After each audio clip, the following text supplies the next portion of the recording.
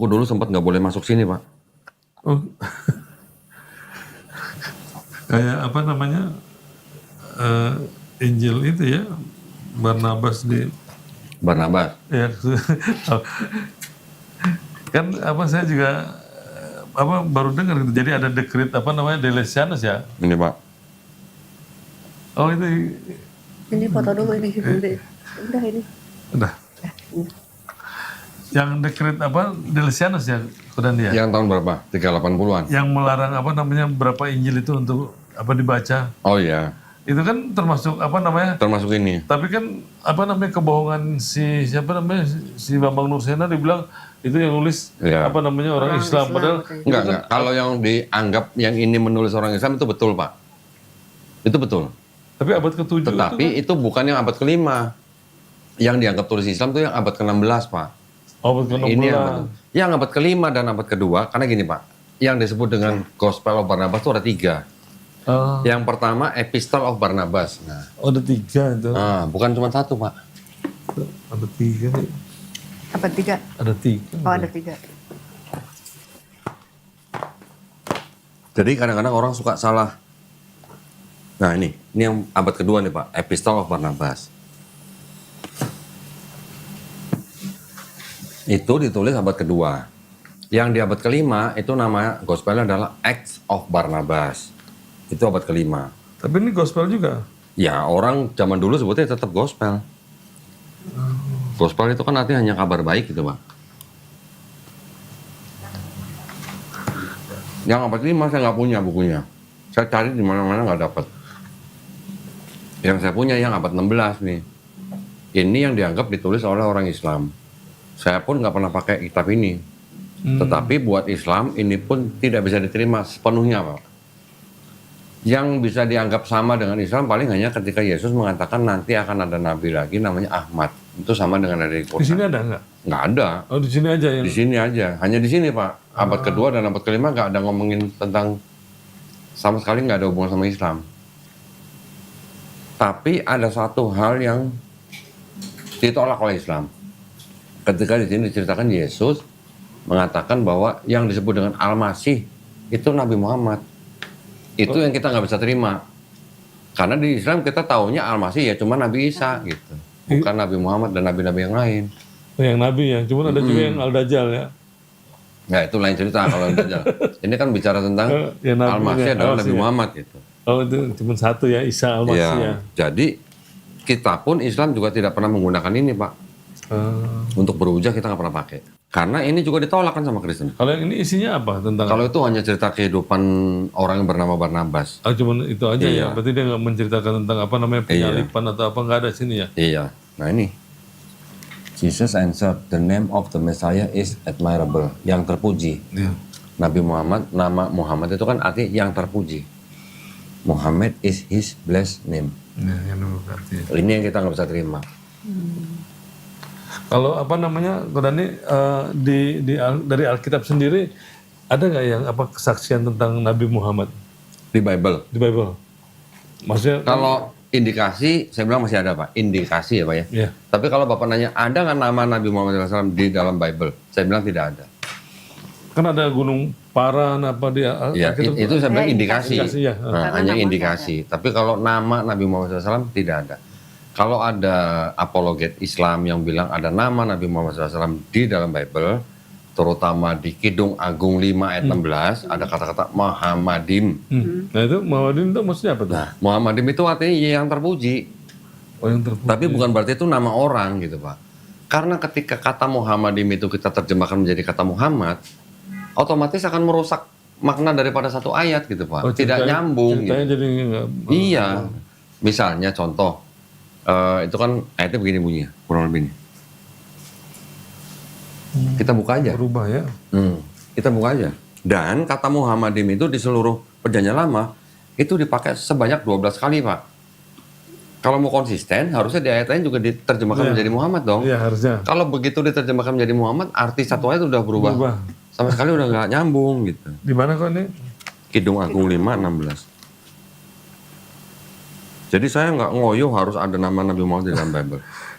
Nggak, tadinya saya pikir apa saya bisa cerita ke apa namanya teman-teman Nih. Di sini kata-katanya manis semata-mata.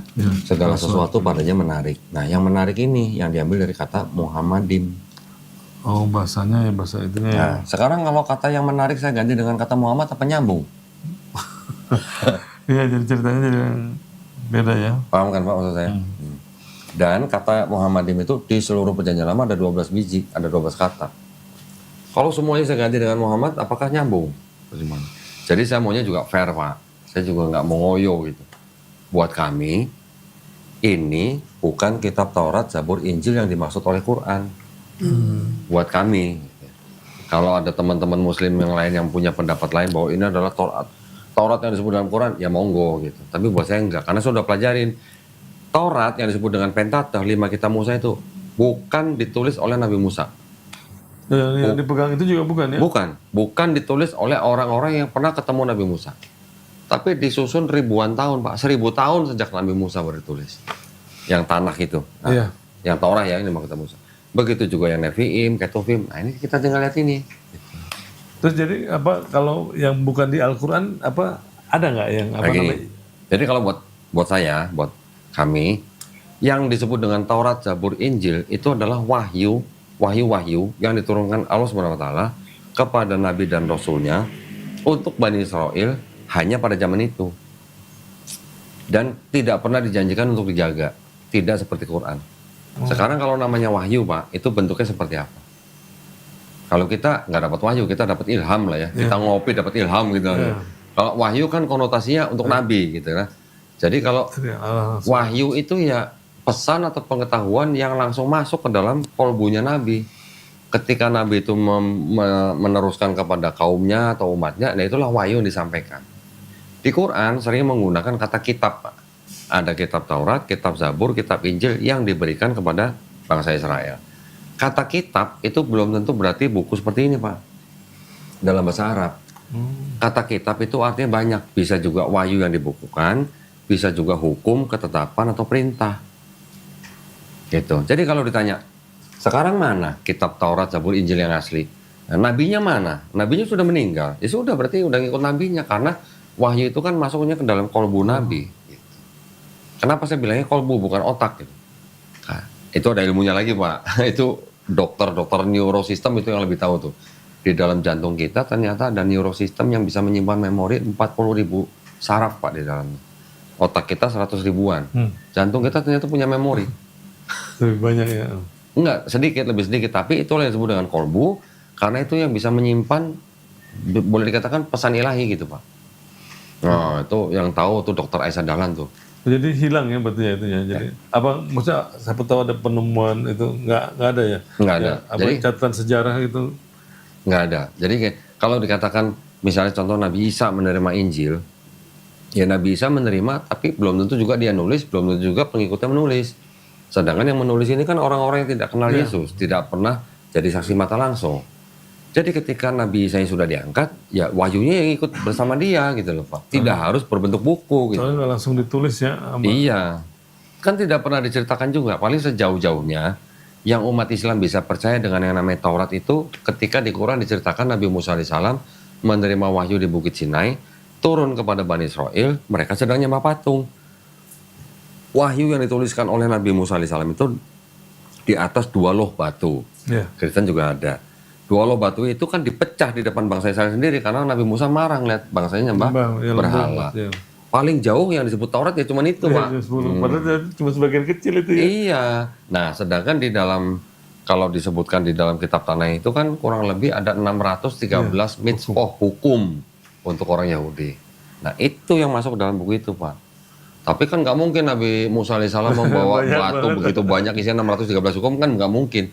Jadi yang diajarkan oleh Nabi Musa kepada bangsa Israel ya hanya lisan, secara lisan gitu, Pak. Yang lainnya ya, yang lain lisan. Iya. Jadi tidak harus berbentuk seperti ini. Jadi buat kami sekarang Bible-nya orang Yahudi dan Bible-nya orang Kristen ini bukan Taurat, Zabur, Injil yang dimaksud oleh Quran. Saya bisa buktikan Pak nanti Pak. Yang di Pentateuch itu bukan Nabi Musa yang nulis. Banyak ayat-ayat yang menyebutkan nama tempat, menyebutkan nama orang yang adanya tuh ratusan tahun setelah Nabi Musa meninggal. Oh, berarti jadi jelas itu. Jelas, bukan cuma yang ulangan yang menceritakan Nabi Musa meninggal, bukan cuma itu Pak. Masih banyak yang lain. Gitu. Kalau untuk pembuktian ini kok apa namanya yang kan Paulus ada bilang bahwa Injil yang apa aku terima itu kan dari Yesus ya katanya. Itu kita jawab pakai ayat yang tadi dong berarti ya. Yang mana?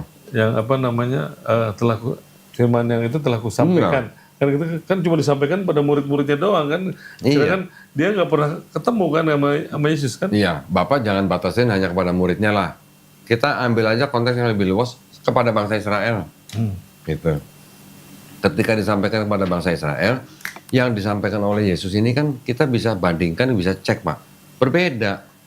Ya udah gitu beda lagi kan gitu. Iya. Jadi jelas ini pasti bukan dari Yesus. Gitu. Jadi kalau orang Kristen menuduh Nabi Muhammad adalah nabi palsu, sebenarnya mereka harus mempelajari dulu. Paulus menyampaikan pesan yang sama nggak dari Yesus. Kalau beda lah itulah yang disebut nabi palsu sebenarnya. Iya, Gitu Pak. Cuman kan kita di yayasan kami tuh kami dilarang menghina sesembahan orang lain, menghina nabi orang lain, menghina agama orang lain. Kalau Saya nggak pernah sebut Paulus nabi palsu Pak. Saya nggak berani sebut. Ya, saya tuh kalau dengar apa namanya Kodandi sama apa namanya Ustadz Menahem Ali tuh ngomongnya etikanya selalu dijaga kan. Harus jaga banget Pak. Kalau yang satu kan langsung dia plak gitu. Bang Juma. Bang Juma plok. Iya. Tapi justru malah kita mengerti banget jadinya. Jadi tahu oh ini kan saya juga apa namanya paham gitu jadi. Kalau saya mau pakai bahasa yang seperti Paulus nabi palsu itu kan menyakiti. Iya, memang caranya lain-lain itu pendekatannya. Iya. Kita nggak boleh gitu menyakiti dalam hal seperti itu kan Islam itu bukan memukul tapi merangkul. Kita ngajak mikir gitu, ayo gitu. Iya. Ya kalau yang teman-teman yang lain mungkin kan karena medannya lain gitu lah. Saya nggak bisa nyalain juga gitu ya. Dan juga memang kan karena di TikTok itu kan memang kasar Pak. Iya. Kasar. Orang-orangnya juga Makanya saya nggak mau masuk TikTok. Sekali 2 kali aja cukup. Ya memang kadang-kadang untuk orang tertentu juga pakai yang begitu masuk gitu kalau ada yang gitu. Jadi saya dengar pertama juga, ini ngomongnya apa begini. Makanya suka kadang-kadang teman datang lagi dia. Kok yang kemarin diomongin begitu datang lagi nggak tahu. tahu-tahu sahadat aja. Tahu-tahu sahadat. Ada juga yang begitu ya. Iya. Caranya beda-beda. Ya terapinya beda katanya. Pasiennya soalnya beda. Nah, gitu.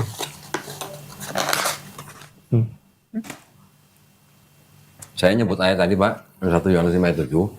Kan di situ kan tertulisnya pasti tidak asli. Ya. Paling jauh saya cuma nanya orang yang saya minta baca. Kalau tidak asli itu apa kata lainnya? Palsu. Nah dia sendiri yang ngomong, bukan saya. Saya sendiri nggak berani ngomong ada ayat palsu. Yang ngomong kan ini sendiri. Karena apa Bu? Keluarga besar saya juga masih Kristen semuanya. Oh, masih ada juga. Keluarga besar saya, ini maksud saya masuk keluarga besar tuh tante, kalau dalam bahasa Cina tuh ii gitu ya.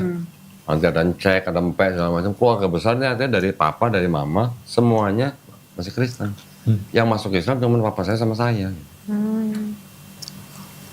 Kok kalau umpamanya apa persiapan untuk apa namanya? Kalau kita masuk Islam itu apa kok? Persiapan? Ya maksudnya kita mesti persiapin apa? Hati, kalau saya bilang mah, cuman hati aja. Kok sebenarnya udah baru disunat ini. Masya Allah. Iya. Belum sembuh benar. Waduh. Berarti tanggal tadi. 12. Masih suka ngilu-ngilu. Baru tanggal 12 ini. Oh, berarti masih gatal-gatal dikit Pak. Ngilu gitu. Ngilu. Biasanya. Iya, iya, iya. Itu dokternya juga pas saya bilang, ini kok, maksudnya dia kan nanya, maksudnya mungkin bingung juga udah tua baru disunat, saya bilang, baru dapat hidayah. Katanya dokternya dokter Ali, dia kelihatan kayak orang Arab gitu. Jadi digratisin, nggak mau dibayar. Masya Allah, alhamdulillah. Iya, bilang, Alhamdulillah. Kok bayar gratis katanya? Kita mesti saling membantu katanya dia bilang. Memang banyak Pak, masih ada dokter-dokter yang seperti itu masih ada. Masih muda beneran dokternya. kan di rumah sakit, soalnya kan ini ada masalah inilah gitu, jadi kita cari aman gitu dok. Oh, ya biar aman ke rumah sakit, nggak mau di rumah klinik sakit gitu. Harusnya berapa Pak kalau di rumah sakit? 12, harusnya 12 juta. juta. Kita udah deposit. Sunat. 12. Kan Karena kan dokternya ada ada 3. Dokternya 3 kan. Jadi dokter yang ahli nggak mau dibayar dia. Jadi dokter ahli bedahnya yang nggak mau dibayar. Alhamdulillah. Jadi kembali 5 juta. Masya Allah. Dibalikin Keren. lagi. Loh, kok dok pas kita kontrol, Keren. kok dibalikin lagi itunya depositnya? Udah labu katanya gitu. Keren itu. Dokternya keren. Jadi bang kita harus saling mendukung gitu ya. Ada juga seorang dokter Pak di Cilengsi juga begitu. Dia punya klinik sunat. Ketika yang datang itu mualaf gratis. Saya juga punya juru sunat. Ketika ada yang bersahadat depan saya, laki-laki, belum sunat, saya cuma minta jadwal sama dia. Tentuin hari apa, jam berapa, hari apa. Tunggu di rumah, kita kirim juru sunat di rumah, gratis. Oh di rumah tuh. Di rumah. Gratis. Kita nggak minta si mualafnya untuk bayar.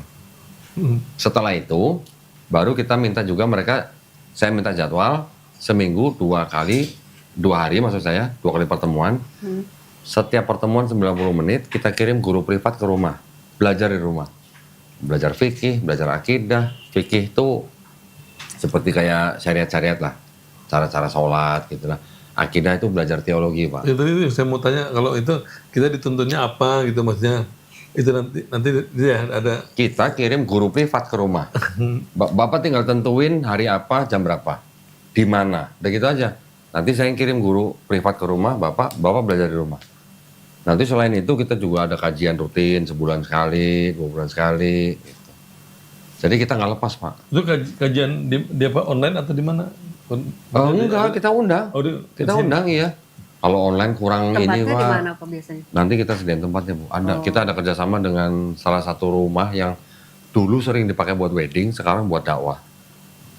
Itu kan lihat apa namanya yang ada yang siapa yang perempuan tuh yang tadi main organ di gereja atau udah bisa. Oh itu yang apa? Tadi Jesslyn itu ya? Oh Jesslyn. Dia bilang katanya nggak bisa, tahu udah sekarang udah banyak apa. Iya. Tapi yang itu kan gampang ya, kayak apa kan dia kan belum bisa kayak baca untuk apa sholat, kayak Quran. Bacaan gitu. Quran. Sama sekali nggak bisa. Sama sekali. Nanti ada bukunya Pak nih. Ini buku bacaan Quran. Tuntutan Untuk belajar Tuntutan sholat. sholat. Nanti ada yang buat Quran, ada ini buku Iqra namanya. Ikro. Iqra ini jadi kayak anak TK, anak SD Pak, Kayak belajar ABCD gitu. kan ABCDE baca. gitulah. Ini Budi, itu Budi, Ibu Budi gitulah. Iya. Tapi ini dalam huruf Arab. Ini kalau diikutin dengan rutin Pak, ini kuncinya cuma diulang. Diulang. Kuncinya cuma diulang. Kalau belajar sekali, sebulan lagi baru belajar ya nggak bisa. Harus rutin. Waktu Kodani itu berapa lama? Sama, cuman karena saya dulu kan sering ke luar pulau Pak. Proyek saya kan di Sumatera Selatan. Jadi ketika saya belajar di sana, udah balik lagi sini. Jadi belajarnya kadang-kadang terputus gitu. Tapi akhirnya saya bilang udah mendingan daripada begitu, mendingan saya pakai guru privat. Dulu kalau saya ke Sumatera atau kemana yang ngajarin istri saya Pak. Oh iya. Iya. Ketika pakai guru privat itu baru cepet. Baru karena rutin dan sering diulang gitu Pak. Jadi hanya saya mengulang buku Iqra berapa kali, udah langsung masuk ke baca Quran. Cepet. Bapak jangan pernah takut masalah gituan Pak. Itu masalah kecil sebenarnya. Orang biasanya sudah membayangkan, waduh takut gua nggak bisa bahasa Arab. Aduh jangan itu mah. Ikutin ya itu ya. Ikutin aja. Itu mudah Pak. Mudah. Kalau sholat itu aja ke masjid diikutin aja gerakan-gerakannya dulu ya. Iya, Bapak misalnya nih baru masuk Islam, belum tahu bacaan sholat. Laki-laki kan hukumnya kalau sholat di masjid Pak, kecuali dia punya uzur syar'i. Ketika datang ke masjid, uzur syar'i artinya halangan yang syariah gitu, yang diperbolehkan. Ketika datang ke masjid, Bapak cuma tinggal ngikutin gerakan imam aja. Bacanya apa? Belum tahu nih. Cukup subhanallah, subhanallah, subhanallah. Udah cukup. Subhanallah itu artinya maha tinggi Allah. Cukup. Nah, Bapak tinggal baca ini. Atau kalau Bapak mau latihan di rumah, sholatnya sambil baca ini pun boleh Pak, begini. Loh boleh. Apa-apa. Sambil berdiri, sambil begini boleh. Atau Bapak sambil pegang handphone, nonton YouTube, boleh. Sholat sambil nonton caranya, ruku gimana, sujud gimana. Bapak tinggal sambil pegang handphone boleh. Saya dulu caranya gini Pak, sama istri, dicetak atau di print dalam beberapa lembar gitu, bacaan-bacaan sholat. Kemudian karena di kantor saya itu kantor saya kan dekat masjid, tapi ketika saya sholat sunnah sendiri, latihan di kantor saya, saya menghadap kiblat, dinding, ya udah ditempel situ Pak bacanya. Jadi saya latihannya di situ. Jadi saya sambil sholat sambil baca. Sehari 5 kali Pak, seminggu juga aja. Hafal ya? Ya hafal, cepet Pak. Cepet. Insya Allah Pak, cepet. Tapi kan beda kan apa yang sholat subuh itu Rokaatnya aja yang beda ya. Iya, yang berbeda kan hanya rokaatnya saja. Bacaannya mah sama. Bacanya sama. Setiap sholat itu kan kalau yang 2 rokaat, berarti kan setiap rokaat itu pasti baca Al-Fatihah. pas setiap itu ya. Setiap rokaat pasti baca Al-Fatihah. Al-Fatihah udah bisa. Hah? Kalau udah bisa. Bisa. Nah itu yang 2 rokaat Pak. Kalau yang 3 rokaat atau 4 rokaat, yang 2 rokaat pertama Al-Fatihah plus surat pendek. Tapi rokaat ketiga dan seterusnya sampai keempat, ini cukup Al-Fatihah aja. Itu yang diajarin waktu masih kecil itu ya bilang ya. Alhamdulillahirrahmanirrahim. Ar-Rahmanirrahim. Iya. Apa? Oh, saya punya sajadah yang ada bacaan sholat ya Pak. Oh gitu. Saya beli Bu, saya beli. Ya ini buat orang-orang yang baru masuk Islam. Tuh, ada sajadah, ada bacaan sholatnya. Nah, itu. Cuman mungkin tinggal tulisannya baca. terlalu kecil kalau buat Bapak mungkin. Oh iya tadi ya. Nah, sambil berdiri di sajadah sambil baca. Jadi ini yang dikasihin ke Mualaf. Oh gitu ada. ini sambil duduk juga, sambil duduk bisa nih. Jadi lihat ini aja. gitu. Iya. Ini tengah posisinya. Oh iya. Oh banyak juga posisinya ya 3. Posisinya cuman berdiri, ruku, sujud, duduk. Ya, gitu kan. Itu digabungin kalau saya baca di Bible, di Alkitab tuh mulai dari yang berdiri Nabi Abraham, terus ke Musa, terus ke Sulaiman. Nabi Salomo, terus ke siapa kok yang Daud juga Daud. Daud yang berdiri terus sujud terus ruku, terus semua digabung sampai Yesus sujud. Oh iya. Nah, di situ. Enggak, dari Nabi Abraham itu sudah sujud. Abraham sujud, Musa sujud, Harun sujud, Daud sujud, Ezra sujud. Ya, Itu semuanya ada apa di Cuma Bible? orang Kristen aja nggak sujud. Yesus pun sujud. Iya, Yesusnya sujud.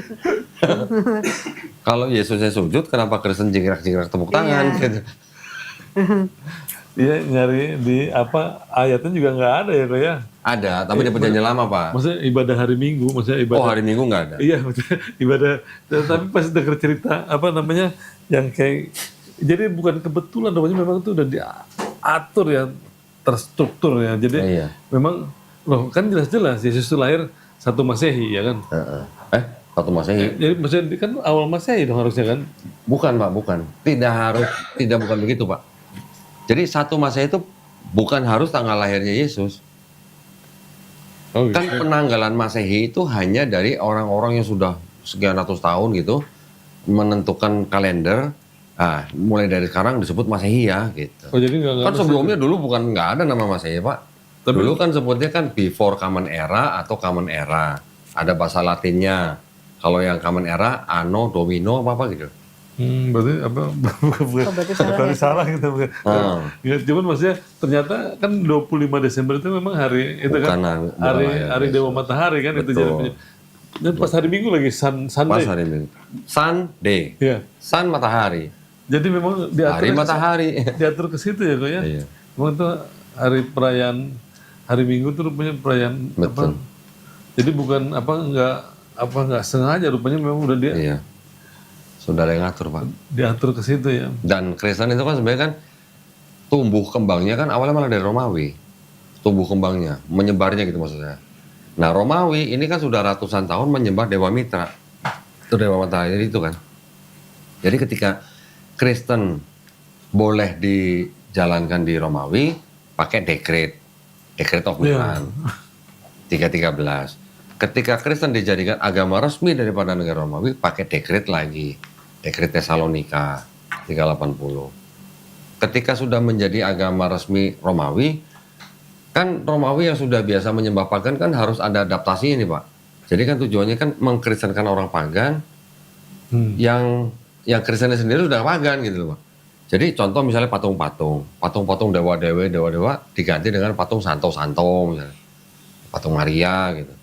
Terus kemudian gedung kayak semacam kolosium gitu dijadikan gereja. Kristen tadinya nggak punya gereja Pak, nggak ada gedungnya. Mereka kalau kebaktian di rumah-rumah.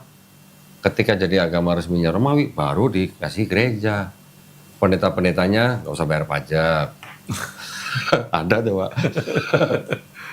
Nanti lambang-lambangnya juga begitu. Ya, jadi memang ada penyesuaian antara pagan dan Kristen awal. Kalau dijadiin agama negara itu ya, Iya. agama Romawi ya. Iya. Nggak bisa dipungkiri Pak, sekarang udah zaman informasi udah kebuka semua. Ya.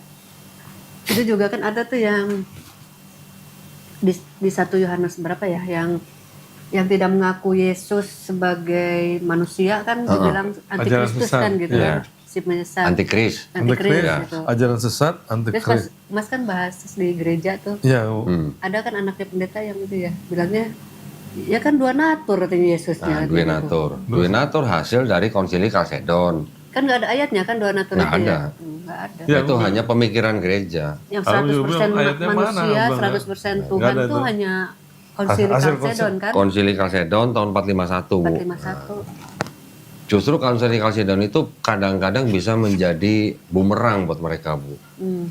Ketika ada ayat yang bilang Yesus tidak tahu hari itu, yang malaikat pun tidak, hanya Bapa yang tahu, gereja pendeta kan bilang kan Yesus sedang jadi manusia. Ya. Ketika jadi manusia dia nggak tahu, tapi gara-gara konsili Kalsedon itu jawabnya gampang sekarang.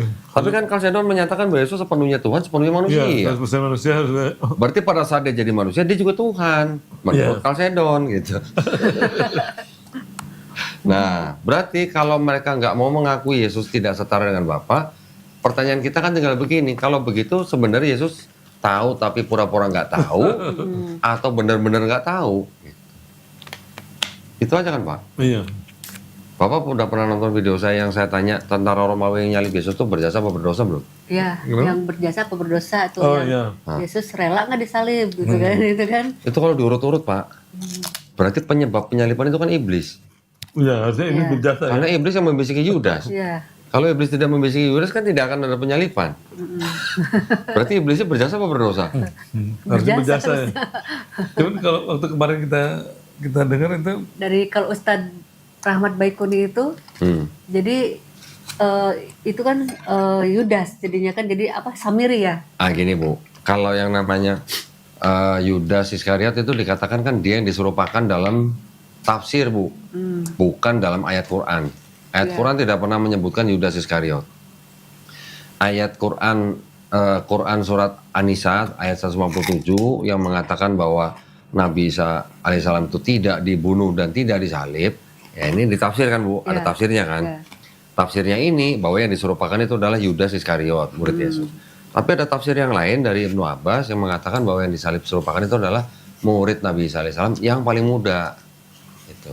Kalau yang tadi Ustadz Rahmat Baikuni mengatakan Yudas Iskariot itu dajjal dan sebagainya, itu ya itu hanya apa ya, kayak semacam penafsiran gitulah. Ya, Penafsiran bahwa Yudas itu sudah merupakan dajjal yang datang pada zaman Nabi Isa gitu lah. Kurang lebih seperti itu. Tapi kan apa Yesus juga bilang kalau dari 12 muridnya satu iblis. Nah iya itu. Iya kan? Iya, ya itu. Jadi nyambung. Tapi kalau saya yakin Ustadz Rahmat tidak mengambil referensi dari Bible. Enggak. Iya, Enggak. enggak. Tapi maksudnya kalau Tapi maksudnya kita tuh kok nyambung gitu. Nyambungnya ke situ gitu. Iya. Mendengar itu Iya. di Alkitab Tapi itu bukan ya, tidak ada teksnya sih. Kalau Yudas yang dajjal itu nggak ada teksnya Bu. Jadi penafsiran ya. kita cuma nyambungnya gitu aja bahwa Yesus bilang hal satu dari Sekarang itu. gini Pak, ya Bapak Ibu nih saya tanya, Kristus artinya apa Pak? Yang diurapi kan Mesias ya. Mesias. Kristus itu kan artinya Mesias. Di Islam kita mengenal Al-Masih. Jadi Yesus Kristus itu sama dengan Isa Al-Masih. Artinya yang diurapi. Tapi kalau di Islam Al-Masih kita memandangnya itu mengusap gitulah. Karena bisa mengobati dengan Ya, hisap gitu kan. menyembuhkan manusia, menyembuhkan orang dengan cara mengusap atau membangkitkan orang mati. Nah sekarang pertanyaan saya gini Bu, Kristen itu kan memandang orang di luar Kristen atau khususnya Islam antikristus katanya. Iya. Pernah dengar gitu, Pak? Ya. Sekarang bagaimana Islam bisa antikristus? Wong kita mengenal Isa Al-Masih. Berarti kalau antikristus bahasa Arabnya kan istilahnya anti Al-Masih. Kita sekarang menganggap Nabi Isa sebagai Al-Masih. Iya. Bagaimana kita bisa disebut antikristus Iya. gitu? Iya. Betul kan, Pak? Kalau mengimani nabi-nabi sebelumnya ya. Oke. Sekarang di Kristen ada istilah antikristus untuk orang-orang yang tidak menerima Yesus sebagai Tuhan gitu atau juru selamat. Sedangkan Kristus artinya yang diurapi. Nah, kalau antikristus berarti kan tidak mengakui Yesus sebagai Kristus. Iya. Nah, Kristen gimana? Kristen kan mengakui Yesus sebagai Kristus. Kita mengakui Isa atau Yesus sebagai Al-Masih atau Kristus. Nah, bedanya kalau di Islam kita hanya mengakui dia cuman Al-Masih atau cuman Kristus. Tapi kalau di Kristen kan selain Kristus mereka juga Tuhan. menuhankan Yesus. Berarti sebenarnya antikristus ini cocoknya buat siapa? Kalau begitu. Karena menuhankan Kristus gitu. Kan Kristus bukan Tuhan artinya. Jadi balik sendiri ya. Iya, Kristus kan artinya bukan Theos, Pak.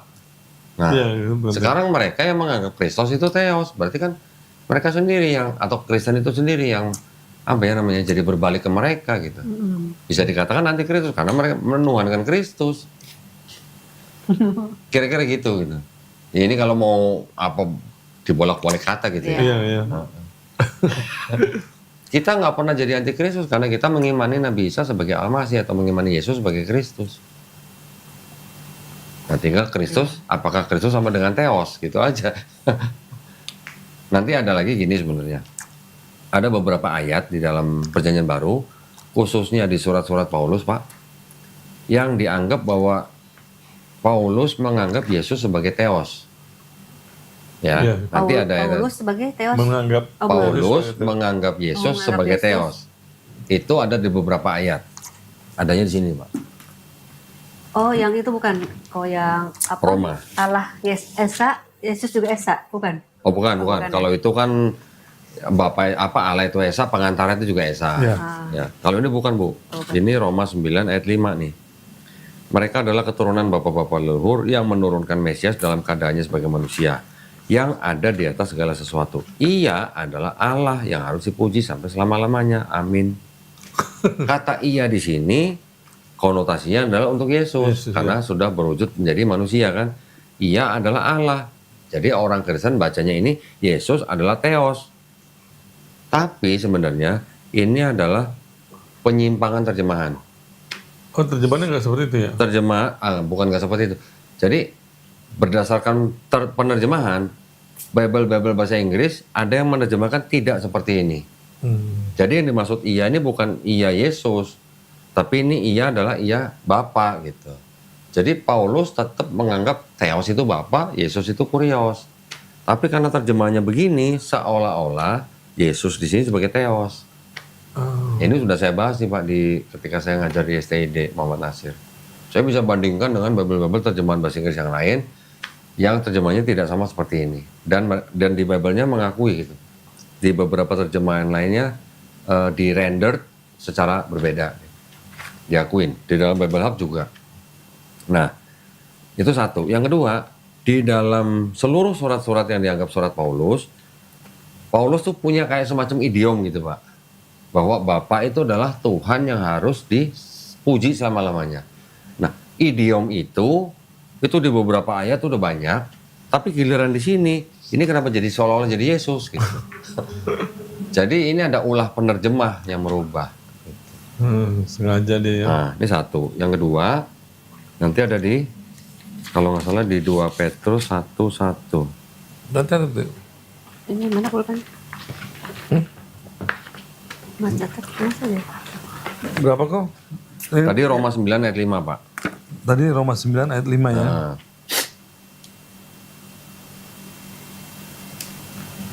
Oke. yang kedua dari 2 Petrus 2 Petrus. pasal 1 ayat 1. Nih, dari Simon Petrus, hamba dan rasul Yesus Kristus, kepada mereka yang bersama-sama dengan kami memperoleh iman oleh karena keadilan Allah dan juru selamat kita Yesus Kristus. Jadi seolah-olah di sini Yesus Kristus adalah Allah dan Juru Selamat. Padahal Allah ini sebenarnya ada Bapa. Gitu. Oh jadi itu koma ya harusnya gitu ya? Nah, ini permasalahan tanda baca, Pak. Tanda baca menentukan arti, gitu. Iya. Jadi, Nanti saya bisa kasih Bapak bahasan saya di video saya ketika saya kasih kuliah ke anak-anak SD. Hanya gara-gara tanda baca dan intonasi itu arti sebuah kalimat bisa berbeda. Iya, betul. Gitu. Oh, ini tanda baca di sini ya. Iya, nah sekarang pertanyaan saya kan gini, Pak. Apakah di teks aslinya yang dalam bahasa Yunani itu ada tanda baca? Nggak ada. Nggak ada. Sama Tanda baca nggak ada, huruf besar nggak ada, huruf kecil nggak ada. Semua sama. Kayak Arab gundul gitu yang nggak ada tanda baca ya. Sekarang Bapak pernah tahu nggak kata Kristen sendiri dalam Bible itu kapan pertama kali ada? Bukannya apa namanya pada saat Di itu yang Antioquia. Antioquia itu. Betul. Kisah 11:26 kan, Pak? Iya. 11:26. Di sini ada kata-kata Kristen ya, Pak ya? Iya. Tapi Pak ternyata kalau saya bukain kodeks Sinaiticus, Pak, tidak ada kata Kristianos, adanya kata Krestianos. Kristen. Cuman beda seperti huruf, bentuknya seperti huruf E yang dihapus menjadi I. Oh jadi ininya dihapus jadi. Jadi Wah itu tangannya dihapus jadi garis ininya. zaman sekarang itu udah benar-benar informasi itu udah kebuka lebar, Pak. Mereka tinggal bersama-sama dengan itu setelah masa mengajari banyak orang di Antioquia orang waktu disebut Kristen. Itu maknanya jadi apa, Kodandi kalau Kalau Kristianos kan Kristen, kalau Krestianos itu yang baik. Oh jadi yang baik gitu. Iya. Kristianos. Ini Pak, kata Kristen itu kan di dalam Bible itu kan adanya di Kisah Para Rasul 11:26, Kisah 26:28, 1 Petrus 4:16. Kalau kata Kristen dalam TB itu ada sampai ada kata 6. Tapi di sini ini terjemahannya terjemahan tambahan nih Pak. Di teks aslinya nggak ada gitu. Ini yang di Kisah 11:26, 26:28, 1 Petrus 4:16. Kristen kan ya atau Kristen. Ketika kita buka di dalam, nah ini ada tulisan Tacitus, judulnya Annals. Ini ada kata-katanya, tulisannya begini Pak. Kristianos gitu. Ya. Di sini ada semacam kayak ada yang dihapus nih Pak. Ini baru di tulisan orang sejarawan Romawi nih. Belum yang di, nah nih harusnya. Oh iya kelihatan ya. Kelihatan kan? Iya. Ada bayangan kan? Iya. Oke. Sekarang kita lihat yang di Kodeks Sinaiticus nih. Ini abad keempat loh Pak. Ini udah dianggap Alkitab yang paling lengkap yang masih bisa disimpan manusia nih. Di Acts 11:26. Ini ada kata-kata yang disebut dengan Kristianos nih Pak ya. Iya. Seperti ini Pak tulisannya Pak. Kita perbesar lagi Pak. Kelihatan nggak Pak ada bayangan? Kabur ya ada bayangan ada kabur. Saya gedein lagi Pak. Iya. Iya. Itu di Tadinya seperti huruf H menjadi I. Iya. Nah, jadi kalau ini dibacanya Kristianos, tapi kalau masih berbentuk huruf H, bacanya Kristianos.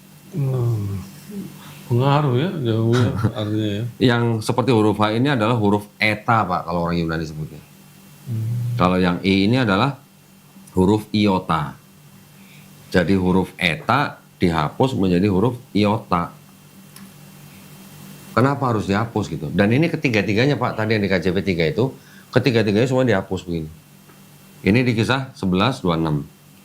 Nanti di Kisah 26:28. Ini nih Pak kata Kristen itu. Dia nyambung nih ke bawah nih. Ini bahasa Yunani ya? Yunani. Bapak perhatikan nanti di sini nih ya. Ini saya perbesar nih. Tuh. Kelihatan nggak pada bayangannya? Iya.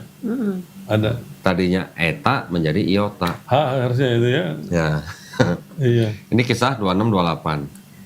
Sekarang, nah ini lebih kelihatan lagi tuh. Iya. Kalau ini 1 Petrus 4:16. Nih, nah. Dan baru begini aja udah kelihatan tuh pada bayangan tuh. Tuh. Oh. Ya gitu ya. Ya kan?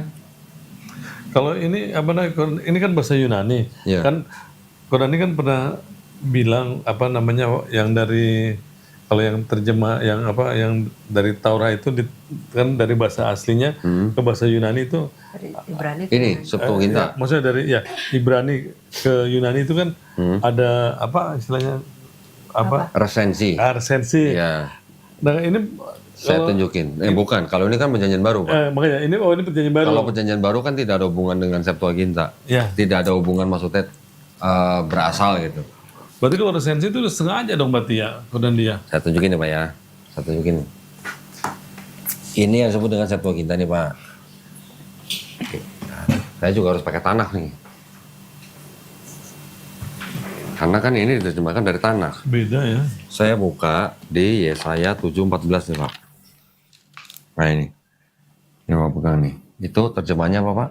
Himself. Therefore, my Lord Himself will give you a sign. Behold, the young woman. Ya. Ya Pak ya? Yang momen. Is pregnant. Sekarang kita baca yang di KJV Pak. Perempuan muda. Ya. Oh itu yang Nah dia. bukan itu untuk raja siapa? Ibu baca yang KJV Bu. Therefore, The Lord Himself will give you a sign. Behold the virgin. virgin. Menurut ibu nih yang wanita nih, virgin sama yang woman sama nggak Bu? Beda. Bedanya gimana? Kalau yang woman kan perempuan muda ya. Iya. Belum tentu virgin kan Bu? Belum tentu virgin. Tapi kalau virgin pasti perempuan muda nggak Bu? Perempuan muda. Enggak juga. Enggak juga. Iya juga ya. Ada dia. Perempuan tua kan juga bisa virgin Pak ya. Iya, Nah, iya. jadi ada Jauh ya. distorsi penerjemahan. Di sini yang woman, di sini virgin. Kalau yang bahasa Indonesia mengikuti yang woman Pak, yang bahasa Indonesia. Oh. Tapi di Matius 1, 2, 3 disebutkan anak darah, virgin. Karena itu dianggapnya Matius 1 ayat 23 itu adalah penggenapan dari Yesaya 7, 14. Nah, sekarang kalau di dalam bahasa Yahudi, kata young woman itu berasal dari kata ha-almah. Ha itu the, almah itu adalah young woman. Ya Pak ya. Kalau untuk kata virgin, bahasa bahasa Ibraninya ha-almah bukan. Bahasa Ibraninya adalah betulah. Betul. Untuk virgin. Tapi untuk ini kalau yang woman ha-almah. Sekarang kalau di dalam bahasa Yunani, kalau untuk virgin itu ada bahasa Yunani namanya parthenos. Ya Pak ya, parthenos itu virgin. Kalau untuk young woman ada kata dalam bahasa Yunani itu neanis gitu. Oke. Sekarang saya bukain di sini nih Pak. Yesaya nih. Yesaya 7 kan Pak ya? Iya. Ayat 14 nih. Virgin. Sama kan? Virgin Pak? Iya. Di sini diterjemahkan dari kata apa? Parthenos. Nah ini kata parthenos nih Pak. Iya, benar. Nah parthenos ini yang menjadikan kitab bahasa KJV itu menerjemahkan menjadi virgin. Sedangkan ini kan berasal dari kata ha-almah. Iya. Kata ha-almah yang sama di ayat lain diterjemahkannya bukan parthenos, tapi neanis. Bisa kasih lihat nih Pak. Jadi apa double itu ya? Di Keluaran Exodus pasal 2 ayat 8. Ini nah menjadi neanis. Iya. Sini apa Pak? Yang woman. Yang woman. Jadi yang woman itu harusnya neanis bukan parthenos. Sedangkan kalau teks aslinya di sini kan yang woman. Yang woman. Kenapa di sini jadi parthenos, virgin? Nah, sebenarnya apa masalahnya? Mau diterjemahkan virgin atau yang woman? Masalahnya apa sih? Masalahnya adalah Kristen berusaha menggantungkan ayat Matius 1, 2, 3 kepada Yesaya 7, Yesaya 7, 14.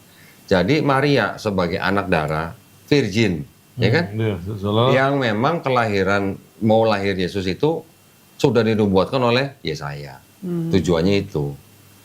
Kan di Matius 1, 2, 3 juga disebutkan, ia akan disebut Immanuel. Di ini kan juga disebut Immanuel. Iya. Sedangkan kalau kita pelajarin, kita baca semua gospel, Matius, Markus, Lukas, Yohanes, pernah nggak Yesus disebut sama orang selain ibunya Immanuel? Pernah baca nggak Pak? Enggak. Nggak pernah. Jadi itu hanya ayat kutipan dari Yesaya yang ditulis oleh penulis Matius bahwa seolah-olah kitab ini sudah berbicara tentang Yesus gitu Pak. Oh, jadi soalnya nubuatan tentang Yesus Iya. yang apa dibilang sama rabi-rabi itu nggak ada gitu. Iya. Nah sekarang kalau kita baca di sini Pak, maaf. Di sini kan Kan orang Yahudi juga punya hak untuk menafsirkan kan Pak? Iya. Yesaya 7:14 ini sebenarnya sudah digenapi. Digenapinya di mana? Di Yesaya 8 ayat 3. I approached the prophetess, istrinya Nabi Yesaya, and she conceived and bore a son, and Hashem said to me, name him Maher Shalal Hasbaz. Plunder husband spoils quicken. Inilah yang disebut dengan anak ini. Jadi Immanuel di sini sebenarnya bukan nama Pak, tapi hanya ungkapan Allah beserta kita gitu. Jadi bukan nama. Nah, karena Yesaya sendiri pun juga disebut Immanuel. Immanuel, L tadi kan nama Ya, Tuhan. Tuhan, Iya. Jadi Yesaya sendiri juga disebut, Yesaya 8 ayat 8, Yesaya juga disebut Immanuel. Kalau nggak salah nih. Yesaya 8:8.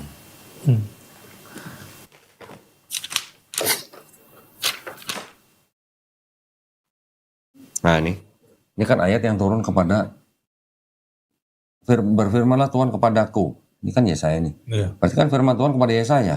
Iya. Di ayat 8 disebut apa? Ya Immanuel. Iya. Ya Immanuel. Yesaya juga disebut Immanuel. Iya. Sedangkan Yesus di 4 gospel nggak pernah disebut orang Immanuel. Nah, jadi kan ada yang aneh. Nanti ada lagi Pak, Yesaya 9 ayat 6. Oh, kalau Yesaya 9 ayat 6 biasanya lebih parah lagi. Nah, yang jago bahasa Inggris siapa nih? Bapak atau Ibu nih? Nggak ada yang jago. Gak ada yang jago. Saya harus menerjemahkannya gini Pak. Ini kan kita lihat bahasa Inggris Pak ya. Ini nanti ada kelihatan banget Bapak. Telah lahir nih kan? Ya. Hasbin kan telah Ya, lahir. for a child has been born to us ya Pak ya. Sama ya, for unto us a child is born, sama lah ya. Ya, telah lahir. Terus apa nih? A son has been given to us. Iya, telah diberikan Unto us a son is given, sama. sama. And the dominion will rest on his shoulder. And the government will be upon his shoulder. Sama Pak ya? Ya. Nah, sekarang mulai permasalahan di sini nih Pak. The wonders. Perhatikan tanda bacanya nih Pak. Ini ada apa nih? And his name will be called Wonderful Counselor, Mighty God, Everlasting Father, Prince of Peace. Nah, And his name ini siapa Pak? Ya namanya akan disebut. Nama anak itu kan? Ya. Berarti kan nama anak itu akan dipanggil apa? Penasihat ajaib, Allah perkasa, Bapa yang kekal, Raja damai. Raja damai. Ini yang dianggap nubuat untuk Yesus kan Pak? Iya. Nah, sekarang kalau kita perhatikan di sini Pak. Tadi sampai di Ini wonders. sampai di Advisor. the dominion will rest on his shoulder ya. Ya penasihat ajaib. Ini koma Pak ya? Iya. The wondrous advisor, penasihat ajaib, mighty God, Allah perkasa, eternal Father. Ada 3 nih Pak. Ya. Called. Siapa nih Pak? Memanggil, menyebut. Heskia. Ada namanya jelas ya. Anggap aja nggak ada Pak. Anggap aja nggak ada. Called Name. his name, His name. Shar Shalom, Prince of Peace. Jadi 3 gelar ini adalah 3 gelar untuk Tuhan Yang Maha Esa Pak. Penasihat ajaib, Allah yang perkasa, Bapa kekal itu adalah gelar untuk Tuhan Yang Maha Esa yang menyebut nama anak itu adalah Raja Damai. Kenapa disebut Raja Damai? Karena Raja Hezekia inilah yang mempunyai masa paling damai untuk bangsa Israel. Bersatu yang memimpin ya. Ini ada catatan lagi di sini nih. This wanderer, apa tuh Pak? Salvation took place in the days of the child of Ahaz, the righteous king Hezekiah. Disebutnya langsung kan? Iya langsung namanya. Anak ini yang untuk Raja Hezekia, whom God. Nah, di mana Tuhan, penasihat ajaib, Allah perkasa, eternal Father, Bapa yang kekal menyebut Prince of Peace. Jadi bukan ininya yang apa namanya seperti Allah ya kalau Iya. kalau di Alkitab kita kan seolah-olah apa namanya Immanuelnya apa namanya Yesus itu yang apa namanya disebut sebagai Sekarang kalau kita kembalikan lagi seperti tadi, pernah nggak Yesus disebut penasihat ajaib, Allah perkasa, Bapa yang kekal, Raja damai di seluruh perjanjian baru? Pernah nggak Pak? nggak pernah. Nggak ada. Nah inilah akal-akalan atau permainan penerjemahan Kristen ketika mereka menerjemahkan Tanakh menjadi Septuaginta. Jadi apa kalau di ininya ditanamnya bahwa yang apa namanya Allah perkasa itu Allah gitu ya. Raja Iya. Jadi bukan ininya bukan namanya itu Jadi 3 gelar untuk Tuhan, Untuk yaitu Tuhan. penasihat ajaib, Allah perkasa, Bapa kekal. Ini menyebut Raja Hezekia sebagai Raja. Shar Shalom atau Raja Raja damai. damai gitu. Jadi karena kalau di Alkitab kita seolah-olah Yesusnya yang itu ya. Nah, kalau kita baca yang di TB, seolah-olah kan menjadi seolah-olah itu untuk Yesus. Iya. Gitu. Hmm. Nih, sebab seorang anak telah lahir untuk kita, seorang putra telah diberikan untuk kita, lambang pemerintahan ada di atas bahunya, dan namanya, berarti kan nama anak itu Iya. disebutkan orang, penasihat ajaib, Allah perkasa, Bapa kekal, Raja damai. Jadi terbalik. Ada nggak di perjanjian baru Yesus sebut 4 gelar ini? Kan nggak ada. Iya, jadi apa namanya? Padahal itu untuk Allah maksudnya. Iya, tadinya. 3 gelar untuk Allah, 1 untuk Raja Hezekia. Yang menyebut anak ini tuh Raja Damai gitu. Nah, nanti ada lagi, Bapak mungkin sering dengar bilur-bilurnya menyembuhkan. Dari mana Pak? Yesaya 53. Yesaya 53 menurut orang Yahudi yang punya kitab ini, mereka bilang itu bukan Yesus, itu untuk bangsa Israel sendiri. Saya ketika debat sama pendeta Isra Soro, Budi Asali, kan saya gampang, saya tinggal bawa ini aja. Saya cuma bacain tafsirnya. Jadi saya meminjam perspektifnya Yahudi untuk membantah upaya Kristen untuk mencaplok perjanjian lama atau mencaplok ini Tanakh. Ini Pak, 52:13, God's servant, the people of Israel. Ini tafsir dari Rashi. Udah jelas. Jadi Yesaya 53 yang disebut hamba yang menderita tuh mulainya dari pasal 52 ayat 13. Tuh.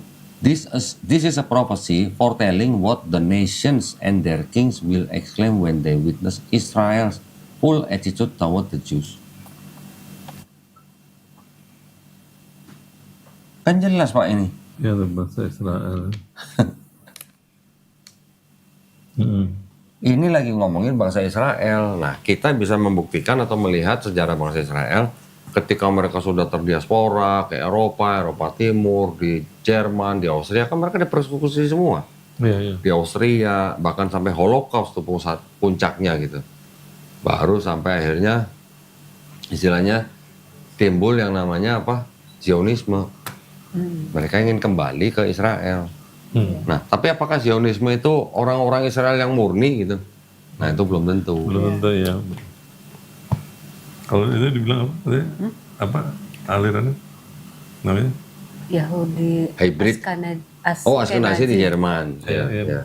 Di Eropa Timur. Jadi datang Iya. apa namanya? Kan seperti tadi saya bilang Pak, pasti ada asimilasi lah. Ya pasti ya. Namanya udah sekian puluh tahun ya kan, berapa? Bukan puluhan. Ratus tahun. Ratusan Pak. Jadi udah berapa keturunan ya kan kawin campurnya. Sekarang gini Pak, bait suci yang kedua itu dianjurkan tahun berapa? Tahun 70 Masehi. Abad pertama dianjurkan. Setelah itu kan baru umat Israel kan orang Yahudi kan diaspora lagi. Ya. Nah, yang rabi-rabi pindah ke kota Yafne, ini yang disebut sebagai cikal bakal Judaisme. Walaupun secara akidah mereka bisa klaim sampai ke Nabi Abraham. Tetapi jadi dari abad pertama sampai Holocaust itu kan baru di Perang Dunia Kedua ya. Perang Dunia Kedua, abad ke-20. 2000 tahun Pak udah tersebar ke seluruh dunia. Kan nggak mungkin nggak ada asimilasi gitu. Iya pasti udah. 2000 tahun loh Pak, 2 milenium. 2 milenium kan pasti udah ada asimilasi. Iya pasti. Apa kawin campur ya udah gitu. Jadi orang-orang Yahudi yang sudah tersebar kemana-mana, menderita, akhirnya mereka yang punya pemikiran, nah kita harus kita harus punya negeri sendiri, negara sendiri. Itu Zionisme. Tapi kan sampai detik ini aja masih ada orang-orang Yahudi yang di luar Israel yang protes dengan berdiri negara Israel. Mereka bilang belum waktunya. Iya, ada bilang. Nah, kenapa? Entar nunggu firman Tuhan kata gitu. Nah, sedangkan yang mendirikan Israel kan orang-orang yang bisa dikatakan bukan darah murni Israel. Mereka nggak berpakaian seperti yang memelihara nih? Iya. Apa namanya sih Bu ini Bu? Yang sampai kerual-kerual ke sini kan, pakai topi yang tinggi-tinggi begitu kan? Nggak begitu. Baik. Jadi kan lucu Pak, gini, sekarang kalau ada orang Kristen di Indonesia membela bangsa Israel di Palestina, lucu nggak Pak ini? Hubungannya apa coba? Kristen dengan Israel di sana tuh hubungannya apa? Nggak ada hubungannya kan? Hanya ada masalah karena orang Kristen menggunakan kitabnya orang Yahudi. Iya. Itu aja. Hanya karena ada, boleh dikatakan kedekatan cuma secara sentimen rohani gitu. Kan mereka bukan bangsa Israel, orang Kristen yang di sini. Ngapain ngurusin Israel yang di sana gitu? Hanya urusan sentimen rohani aja, karena ada kitab yang sama. Padahal Yesus juga bukan cuma untuk bangsa Israel ya. Iya, Yesus ngakunya aku kan hanya untuk domba-domba yang tersesat dari bangsa Israel. Iya. Begitu dia datang juga nanti menghakimi, cuma untuk menghakimi 12 suku itu dengan 12 Iya, buah. kalau di Bible. Iya kan ada. Tadi kan Ibu nanya Matius 28:19 ya? Ya. Saya punya Matius yang dalam bahasa Ibrani, Bu. Itu siapa? Yang amanat agung. Oh, Amanat Agung ya. Ini Matius dalam bahasa Ibrani. Yang punya Rabi Shem Tov namanya. Ini Matius 28:19 nih, Ibu bisa baca sendiri nih. Tulisan bahasa Ibrani cuma segini, artinya dalam bahasa Inggris begini, Bu. Oh gitu, ini cuma gini dong. Iya. Cuma pergilah Pergi. ke seluruh bangsa, jadikan semua muridku mana? Nggak ada, orang di sini cuma segini. Matius 28:19. Iya. Tergila. Kalau yang Markus 16 itu kok? 16. Dari ayat 9 sampai 20. Iya. Go aja. Gitu doang. Di sini aja, ini ada catatannya nih. Oh.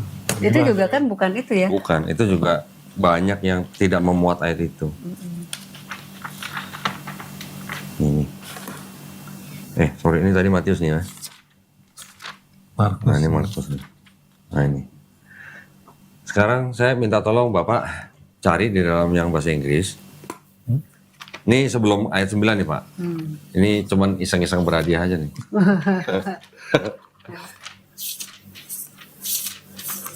Bapak tolong cari Markus 16. Ini ada kalimat begini nih. Ibu baca yang di bahasa Indonesia nih. Ini kan ada kalimat, lalu mereka keluar dan lari meninggalkan kubur. Sebab gentar dan dahsyat menimpa mereka. Mereka tidak mengatakan apa-apa kepada siapapun juga karena takut. Ada paragraf dengan singkat mereka sampaikan dan seterusnya. Sampai kata-kata ini kan. Bandingkan dengan yang bahasa Inggris, Bu. Sama nggak, Bu? Ada nggak satu paragraf ini? Markus 28 Markus 16. Ayat? Ayat Dari ayat 8 bagian B. Oh, 8 bagian B ya. Maksudnya yang ada itu. Ya. Ini kan ada paragraf ini. Dengan singkat mereka. Ini kan cuma sampai afraid. Iya. Because they were afraid. Takut. Karena mereka takut nih kan. Karena mereka takut. sampai sini. Yang ini dengan singkat sampai ini. Di sini ada nggak, Pak? Nggak ada. So they went out quickly and Kemana itu? Nah, ini dari mana ayatnya kalau gitu? Kok bisa satu paragraf nongol begini? Di sini nggak ada. sini langsung nomor 9-nya sih. Nah, Toto kan ini kan 9 nih, Pak. Kalau ini kan setelah Yesus bangkit, Iya. betul sama kan? Nah, ini ada keterangan begini nih, Bu. Nih, ada yang apa nih dengan singkat nih? Dengan singkat, ya. sampai kekal itu kan? Beberapa atau sedikit naskah dan terjemahan mengakhiri Injil Markus dengan bagian ini sehingga tidak memuat ayat 9 sampai 20. Lihat catatan berikutnya. Bagian ini kiranya dalam abad kedua Masehi baru ditambahkan pada Markus ayat 9 sampai 20. Ditambahkan. Baru ditambahkan. Ya kan? Iya. Gitu.